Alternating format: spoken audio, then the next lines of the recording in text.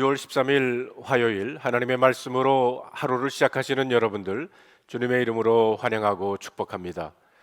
오늘 우리에게 주시는 하나님의 말씀은 욥기 21장 17절로 26절에 있는 말씀을 제가 세 번역으로 읽어 보겠습니다. 악한 자들의 등불이 꺼진 일이 있느냐? 과연 그들에게 재앙이 닥친 일이 있느냐? 하나님이 진노하시어 그들을 고통에 빠지게 하신 적이 있느냐? 그들이 바람에 날리는 검불과 같이 된 적이 있느냐? 폭풍에 날리는 겨와 같이 된 적이 있느냐? 너희는 하나님이 아버지의 죄를 그 자식들에게 갚으신다 하고 말하지만 그런 말 말하라. 죄 지은 그 사람이 벌을 받아야 한다. 그래야만 그가 제 죄를 깨닫는다. 죄인은 제 스스로 망하는 꼴을 제 눈으로 보아야 하며 전능하신 분께서 내리시는 진노의 잔을 받아 마셔야 한다. 무너진 삶을 다 살고 죽을 때가 된 사람이라면 제 집에 관해서 무슨 관심이 더 있겠느냐? 하나님은 높은 곳에 있는 자들까지 심판하는 분이신데 그에게 사람이 감히 지식을 가르칠 수 있겠느냐? 어떤 사람은 죽을 때까지도 기력이 정정하다. 죽을 때에도 행복하게 편안하게 죽는다. 평소에 그의 몸은 어느 한 곳도 영양이 부족하지 않으며 뼈 마디마다 생기가 넘친다. 그러나 어떤 사람은 행복하고는 거리가 멀다. 고통스럽게 살다가 고통스럽게 죽는다. 그러나 그들 두 사람은 다 함께 티끌 속에 눕고 말며 하나같이 구더기로 덮이는 신세가 된다. 오늘 저와 여러분에게 주시는 하나님의 말씀입니다. 기도하겠습니다. 하나님, 저희들에게 오늘 말씀을 주셨습니다. 이 말씀을 바로 이해하고 또 말씀 속에서 하나님의 음성을 들으며 그리고 그 말씀을 지켜나가는 하루가 되게 하여 주시옵소서. 우리 주 예수 그리스도의 이름으로 간절히 기도하옵나이다. 아멘. 본문은 욥이 소발의 두 번째 발언에 대해서 응답하는 내용입니다. 그러나 이 말씀은 둘째 라운드 논쟁의 결론부로서 세 친구 모두를 겨냥하고 있습니다. 빌닷과 소발은 악인이 겪게 될 비참한 최후를 묘사함으로써 어떻게 해서든지 욥을 회개시켜 보려고 했습니다.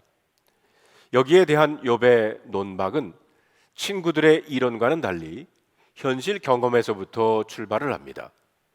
인과응보의 논리가 이 세상에는 그대로 적용되지 않는 사례들을 조목조목 거론하면서 두 친구의 입장을 반박하는 것입니다.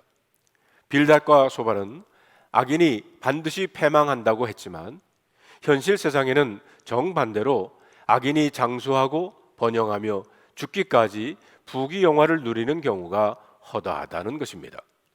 욥은 이 친구들에게 너희들이 가진 인과응보의 법칙은 나에게는 통하지 않는다.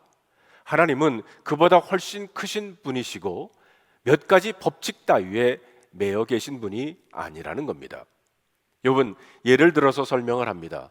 만약 너희 말대로라면 악한 사람은 하나님께서 반드시 심판하셔야 하지 않느냐?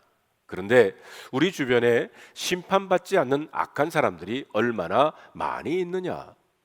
7절을 보세요. 어찌하여 악한 자들이 잘 사느냐? 어찌하여 그들이 늙도록 오래 살면서 번영을 누리느냐? 욥은 어찌하여라는 탄식으로 친구들이 주장하는 것과는 정반대의 현실, 즉 악인이 장수하고 번영한다는 사실을 고발하고 있습니다. 악인이 징벌을 받으면 좋으련만 그렇지 않을 때가 많다는 것입니다. 8절로 9절을 볼까요? 어찌하여 악한 자들이 자식을 낳고 자손을 보며 그 자손이 성장하는 것까지 본다는 말이냐? 그들의 가정에는 아무런 재난도 없고 늘 평화가 깃들며 하나님마저도 채찍으로 치시지 않는다. 욥의 친구들의 말대로라면 하나님의 매가 악인들에게 임해야 하는데 하나님은 그들을 매로 다스리지 않고 그들의 집은 오히려 편안하다는 겁니다. 10절을 보면 그들의 수소는 틀림없이 새끼를 베게 하며 암소는 새끼를 뵐 때마다 잘도 낳는다.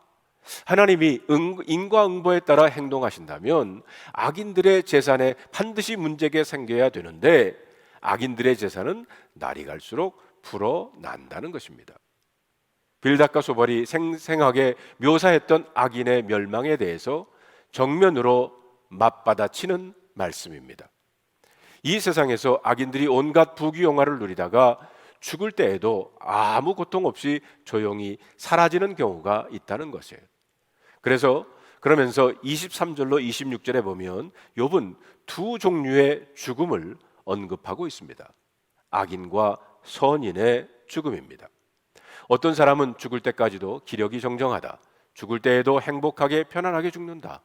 평소에 그의 몸은 어느 한 곳도 영양이 부족하지 않으며 뼈 마디마디가 생기가 넘친다. 그러나 어떤 사람은 행복하고는 거리가 멀다. 고통스럽게 살다가 고통스럽게 죽는다. 그러나 그들 두 사람은 다 함께 티끌 속에 눕고 말며 하나같이 구더기로 덮이는 신사가 된다.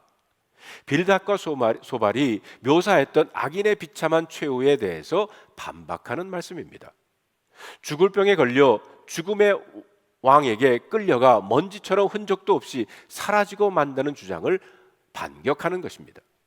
이들의 주장과는 달리 실제로 악인은 죽을 때에도 멋지게 임종을 맞는가 하면 선인은 너무나 고통스럽게 세상을 떠날 때가 있다는 엄연한 현실을 강조하고 있습니다. 그러면서 욥은 오직 죽음만이 악인이나 선인에게 유일하게 공평한 것임을 역설합니다. 죽은 뒤에 둘 다 먼지 속에 눕고 구더기에 밥이 된다는 것입니다. 이제 욥은 이와 같은 부조리한 현실에 대해서 하나님께 항의합니다. 17절 18절을 봅시다. 악한 자들의 등불이 꺼진 일이 있느냐? 과연 그들에게 재앙이 닥친 일이 있느냐? 하나님이 진노하시어 그들을 고통에 빠지게 하신 적이 있느냐? 그들이 바람에 날리는 건불과 같이 된 적이 있느냐? 폭풍 위에 날리는 겨와 같이 된 적이 있느냐?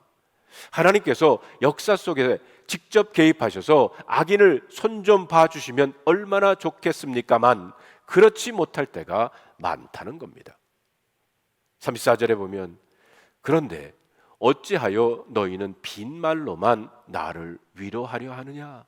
너희가 하는 말은 온통 거짓말뿐이다. 이렇게 욥은 이 장을 마치고 있습니다. 여기서 빈말이라는 말이 중요한데 그 원어의 뜻은 수증기 혹은 숨결을 의미하고 다 허망하고 부질없는 것을 지칭할 때 사용하는 단어입니다. 그런데 이러한 의미, 즉 허무함과 혹은 허탄함은 구약에서 거짓 신과 우상을 지칭할 때 사용되었습니다. 그렇다면 욥은 친구들의 말이 헛것을 섬기는 우상숭배와 마찬가지라고 결론을 내리고 있습니다. 욥이 보기에 이들은 하나님께서 간섭하시는 세상의 현실을 몰라도 너무 모르는 사람들입니다. 그러므로 이들은 역사 속에서 신비롭게 활동하시는 진짜 하나님을 섬기는 것이 아니라 자기들의 도구마와 이데올로기, 원리에 갇힌 우상을 섬기는 것과 마찬가지라는 겁니다. 다시 말해 선에는 반드시 상을, 악에는 반드시 벌이라는 단순 논리가 하나님의 신비를 하나의 관념적 우상으로 축소시킬 수 있다고 하는 사실입니다. 성도 여러분, 오늘 우리들이 만나는 사람들과의 대화가 여기서 말하는 빈말이 아니기를 바랍니다. 가족들을 향한, 이웃들을 향한 우리들의 말이 빈말이 아니기를 주님의 이름으로 축원합니다. 기도하겠습니다. 하나님, 오늘도 다시 한번 말씀을 묵상하며 이 하루를 시작합니다. 무한하신 하나님, 그 하나님을 우리의 논리의 틀 속에 넣는 그런 우를 범하지 않게 하시고 그 위대하신 전지전능하신 그 하나님을 우리가 의지하며 나아가는 오늘 하루가 되게 하여 주시옵소서. 그리고 누군가를 만나서 대화를 할 때 빈말이 아니라 진리를, 참말을 할 수 있는 우리 모두가 될 수 있도록 특별히 어려움에 처해 있는 사람들을 만날 때마다 아버지 하나님, 어떤 우리의 논리로 그들을 설명하는 것이 아니라 그냥 그저 위로할 수 있는, 하나님의 사랑을 나눌 수 있는 시간이 되게 하여 주시옵소서. 우리 주 예수 그리스도의 이름으로 간절히 기도하옵나이다. 아멘.